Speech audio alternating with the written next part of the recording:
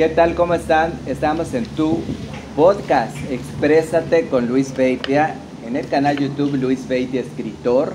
Gracias, estamos en la cafetería El Relato aquí en la colonia Miguel Alemán en Mérida, Yucatán, México. Y me da mucho gusto en esta segunda temporada de entrevistas a todas las personas que han venido, han tenido la confianza en este espacio para comunicarse. Y una gran amiga que me da, la conozco desde el año 2002, hace varios años, pero me da muchísimo gusto. Ella se llama Yolanda López Maldonado y ella es doctora en geografía, se ha preparado bastante y ya está con nosotros aquí en este podcast Exprésate. Bienvenida, Yolanda. Gracias. Yoli, de cariño. Gracias por la invitación y por compartir conmigo grandes aventuras cuando trabajábamos juntos. Exactamente, porque tuvimos la oportunidad de trabajar en el Aeropuerto Internacional de la Ciudad de Mérida en el año 2002. Y de ahí ella seguía preparándose, en ese caso estaba estudiando su licenciatura, trabajaba. Yo estaba en un área de coordinación de paseos escolares, apoyaba el área de relaciones públicas y siempre estábamos en contacto y fue una parte muy interesante, pero lo importante es que nunca perdimos la amistad, independientemente que ella tuvo que irse del país. No solo en su momento estuvo en el continente americano, en otros países, pero también estuvo en el continente europeo, como en la actualidad, que ahorita vamos a platicar de todo ello. Pero por ejemplo, me encantaría saber, Yolanda, ella nació en un lugar que se llama Tamec, aquí en Yucatán. Es un lugar cercano a la capital, a Mérida, Yucatán, que es un lugar tranquilo, que ¿cómo recuerdas esa parte de tu infancia? Ahorita que ya estás en grandes ciudades, pero recordando tu mente hacia atrás, ¿cómo recuerdas esa parte de que tenías que convivir pues, con tus gallinitas, con la ecología a tu alrededor, la brisa, los árboles, no sé, tú dime? A ver, para empezar, yo creo que memorias tengo muchas, pero tengo así como que ciertos momentos que marcaron como mi carrera, mi vida, y yo creo que de las más importantes era, por ejemplo, cuando de niña llegábamos de la escuela en el pueblo y nos cambiábamos la ropa y nos íbamos a jugar al solar, que era un solar muy grande, y a jugar con la tierra. Que es el con patio trasero, ajá, ¿no? Que es el patio trasero. El patio trasero. Y nos subíamos a los árboles a comer ciruelas, a todo ese contacto con la naturaleza, era como la vida para mí. O sea, todos los días tenía yo que ir a ensuciarme con la tierra, a jugar con los animales. Tenía yo cochinitos, cerditos, tenía conejos. Entonces todo eso me marcó mucho para luego ya yo dedicarme pues a lo que me dedico. Porque entonces estaba rodeado de animalitos y rodeado de plantas, rodeado de la naturaleza.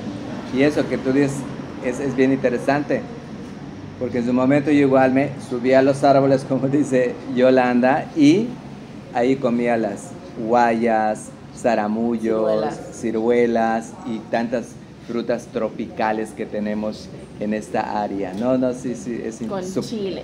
¿Verdad? Con chile y limón. Chile y limón. Delicioso. Bien, y entonces es cuando, bueno, es un recuerdo muy interesante que yo quería que se los platique Yolanda en este aspecto.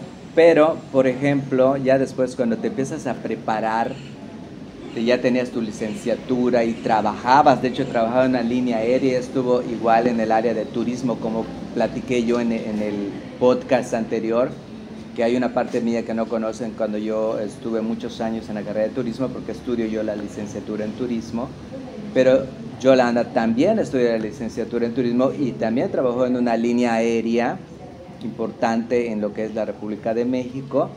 Y estuve en contacto con lo que es el área de turismo. ¿Cómo recuerdas esa parte, Yolanda? Cansada. ¿Era fuerte? Era duro, pues teníamos horarios extensos. Y siempre tienes que estar así muy plantadita. Sí, y, bueno, siempre coordinar el tiempo, que todo sea muy puntual, que todo sea bajo presión, ¿verdad? Y sobre todo con muchas reglas de seguridad, ¿no? Todo eso era así como que tenía que ser así, porque así son las reglas aeroportuarias. y las reglas de aviación. Pero sí, recuerdo mucha exigencia. Era mucha exigencia. No, tienes toda la razón, porque a veces se ve muy bonito cuando tú vas a una agencia de viajes, vas a una línea aérea y ves a todos muy bien vestidos, muy plantados, y ¿qué tal? Muy buenas tardes, su boleto. No sabes la presión con la que trabajan. Sí, que hay detrás, con la que trabajan cada uno de esos personajes de turismo. Y algún día vamos a tener también a una persona que realmente se haya dedicado mucho al turismo y nos platica de todo eso, pero ella formó parte de este ambiente turístico en Yucatán. Y es más, estuviste en Cancún, creo, ¿verdad? Te fuiste y creo que hasta más presión. Sí, mucho más. Porque vas a comparar el aeropuerto de Mérida, que mueve determinado número de pasajeros, pero Cancún mucho más. Y ella estuvo en esta parte. ¿Cuándo decides, Yolanda, irte a... Cuando estudias tu maestría, si no me equivoco, te fuiste a España? Platícanos esa parte de cuando te vas a, pues, a otro continente, otras costumbres, aunque es el mismo idioma, pero es otra manera de ser. Claro. Bueno, la idea de irme a estudiar al extranjero, o sea, de salir de México, surge justamente cuando yo trabajaba en el aeropuerto de Cancún. Y yo veía mucho turismo, que yo veía mucha gente, mucha contaminación y todo, y de ahí surge la idea de esto no es para mí, yo quiero trabajar el área contraria, ¿no? O sea, trabajar las cosas que solucionan los problemas que causa el turismo de masas y eso. Y estaba muy enfocada en la cuestión ambiental, medioambiental, y decidí un día, dije, quiero hacer una maestría, la encontré, la presenté, me fui a España, hice estudios ahí también, y bueno, ha sido un ir y venir de varios países, siempre sin soltar la raíz en México, ¿no? O sea, siempre con un pie en México y moviéndome a todas partes. Y pues aquí estamos con esos temas de medio ambiente. Muy interesante, y ya después, exactamente, siempre con temas de medio ambiente. Y yo recuerdo también, hay una anécdota muy agradable, que cuando yo, en este caso, yo igual estuve fuera de México, estuve 4 años en Toronto, Canadá, pero cuando yo decido regresar a mi tierra, Mérida, Yucatán, me integro al aeropuerto de Mérida a trabajar, y a Radio Ecológica me invitan a trabajar igual por varios años, y yo le dije a Yolanda, porque yo le veía mucho potencial a ella, independientemente de que es una buena amiga, yo dije, ¿por qué no, si quieres, mi programa Universo Turístico, así se llamaba en ese momento, tienes una sección? Y ahí estaba Yolanda igual en una sección, ¿te recuerdas esa? Sí, sí. O sea que tú y yo hemos sido todólogos. Sí, exacto. Turismo, en la radio, aeropuerto, radio, escuelas. Solo nos falta bomberos o algo así. Solo falta que experimentemos qué pasará ayer. Solo nos falta ser bomberos. Solo ahí, ¿no? Bomba. No vais a hacer una bomba de aquellas no. que conozco. Eso Tiene que ser agradable para el canal de YouTube, si no te censuran acá. No, pero por ejemplo, exactamente, tenías tu sección, ahorita me dijiste que te tienes hasta un cassette Sí, uno. Guardábamos en cassettes, después vinieron los CDs, discos compactos. Que ya tampoco existe. Ajá, y ahorita en MP3, MP4 y todo lo demás. Pero bueno, ahí estuvo Yolanda y me dio mucho gusto porque aportaba, tenía que estudiar, leer, grabar, y estaba en la cabina, o cuando no podía me dice, no importa, yo hago la grabación, y hasta a veces en el mismo aeropuerto tenías que hacer tu grabación. Sí. ¿Verdad? Bueno. Fue muy interesante, fue muy agradable esos momentos. Y coméntame, Yolanda, para que las personas conozcan esta parte tuya. Hay un detalle acá que me gustaría que sepan, porque tú eres buzo también, ¿verdad? Porque una ocasión, de repente, cuando eventualmente le he visto, porque ella viaja, bueno, o mayormente ahora ya está fuera de México, pero de repente me dicen, no, fíjate que sacamos no sé cuántas toneladas de basura de determinado cenote de Yucatán, como en pro de la ecología y demás. Cuéntanos esa anécdota, ¿recuerdas? Sí, y tú pues, como abuso, porque no cualquiera va a hacer esa situación, te ayudaron, pero eres parte del equipo, ¿no? Claro, pues eso fue ya hace un par de años, cuando estaba yo haciendo mi investigación como parte de mi doctorado. Pero en Yucatán existen muchos grupos que se dedican a la limpieza y saneamiento de cenotes. O sea, hay mucho movimiento ambiental y fue una experiencia muy bonita, muy riesgosa. Ahora ya no lo practico pues porque donde yo vivo no hay cenotes. O no Ahorita estás en Viena, en Austria. En Austria estás viviendo en la actualidad. Ajá. Pero en la actualidad hay muchos grupos en la región, en Yucatán, en Quintana Roo también, y que se dedican a eso, ¿no? O sea, específicamente a eso. Y son muy buenos. Y tú lo hiciste, pero me acuerdo que tu cara de asombro dices, ¿cómo es posible que haya tanta basura en los cenotes? Porque claro. tú en este caso lo comprobaste, ¿no? Claro. Y sin embargo sigue todo esto, ¿no? O sea, no hay la conciencia, yo creo. Pues más que la conciencia, yo creo que involucraría la participación de todos los sectores en Yucatán, no solo el sector, no sé, turismo, sino también el gobierno, los gobiernos. Realmente el medio ambiente lo compartimos todos y yo creo que todos debemos de aportar pues, a las posibles soluciones. Los problemas que son gravísimos, como las cuestiones ambientales, cuestiones del agua. Y hay mucho avance, pero también hay mucho retroceso en algunos aspectos. Entonces es encontrar el punto en el que solo sea avance, para que tengamos todos un resultado bueno que nos permita a nosotros vivir en un ambiente limpio, que es derecho de todo ser humano. De todo ser humano, exactamente. Y tú pues siempre has estado muy pendiente de ello, ¿no? Como decías, eres mamá del planeta Tierra, ¿no? Como doctora en geografía, ¿no? O sea, es pendiente de todo y en pro de la ecología.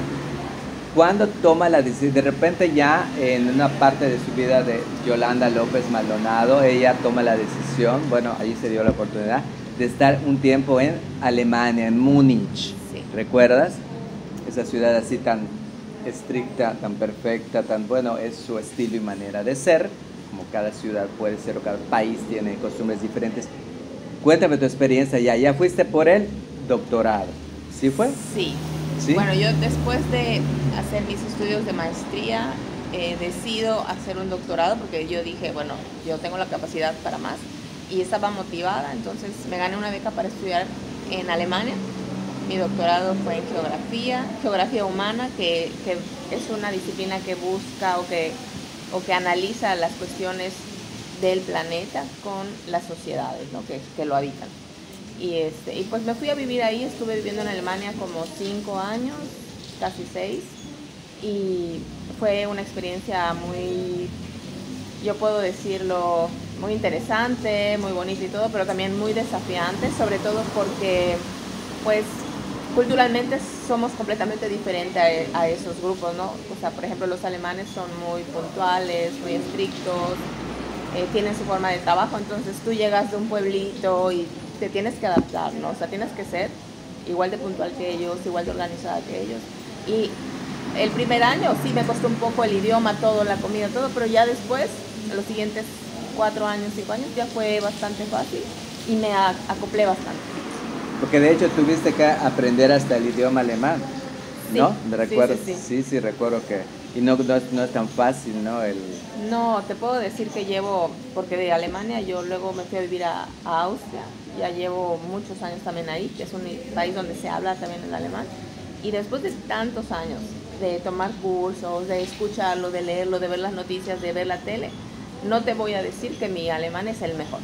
O sea, ni siquiera a la mitad llego o sea, lo entiendo, lo puedo más o menos hablar, puedo leerlo. Escribir es sumamente difícil sin tener tantos errores, pero imagínate qué tan difícil es de que después de 10, 12 años yo viviendo en esa zona, no te puedo decir que es perfecto. O sea, es muy complicado. Es muy complicado, sí sé de ese idioma que es muy respetable, pero muy, muy complicado, pero bueno, al menos te puedes comunicar, puedes entender como tú dices, y eso es bien importante. Y hay una anécdota igual, que cuando te fuiste a Italia, al Vaticano. Ah, sí. Es que recientemente fui también y también pasan muchas... Pero cuando le diste la mano al Papa Francisco, ¿Cómo es ese proceso? ¿Hay una fila enorme? No.